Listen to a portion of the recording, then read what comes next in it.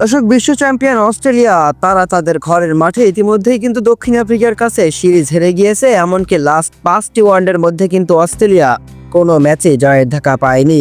মূলত 6বারের বিশ্ব চ্যাম্পিয়ন অস্ট্রেলিয়ার ওয়ানডে ফরম্যাটে আসলে হলোটা কি? অস্ট্রেলিয়া যেন সাউথ আফ্রিকার বিপক্ষে কোনো রকম চ্যালেঞ্জই করতে পারছে না এই ওয়ানডে সিরিজে।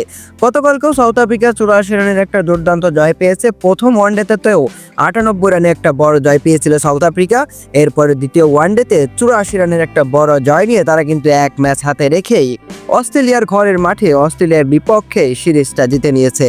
মূলত দ্বিতীয় ওয়ানডে ম্যাচে সাউথ আফ্রিকার সিরিজ জয়ের লক্ষ্যে মাঠে নেমেছিল এবং সেখানে তারা শুরুতে ব্যাটিং করতে নেমে ম্যাথিউ ব্রিস্কেটসের 88 এবং বেবি ডিভিলিয়ার্সের 74 রানের উপরে ভর করে 277 রান দাঁড় করায় 49 ওভার 1 বল খেলে।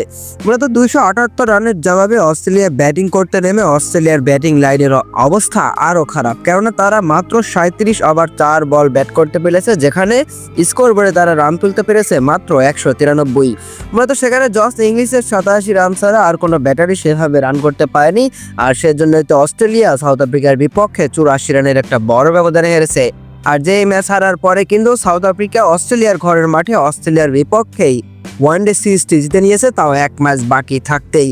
এখন সাউথ আফ্রিকা চাইবে অস্ট্রেলিয়াকে হোয়াইট ওয়াশ করতে, নিজেদের ঘরের মাঠে হোয়াইট ওয়াশ থেকে বাঁচতে দক্ষিণ আফ্রিকার বিপক্ষে তৃতীয় ওয়ানডেতে জিততেই হবে মাইকি অস্ট্রেলিয়াকে।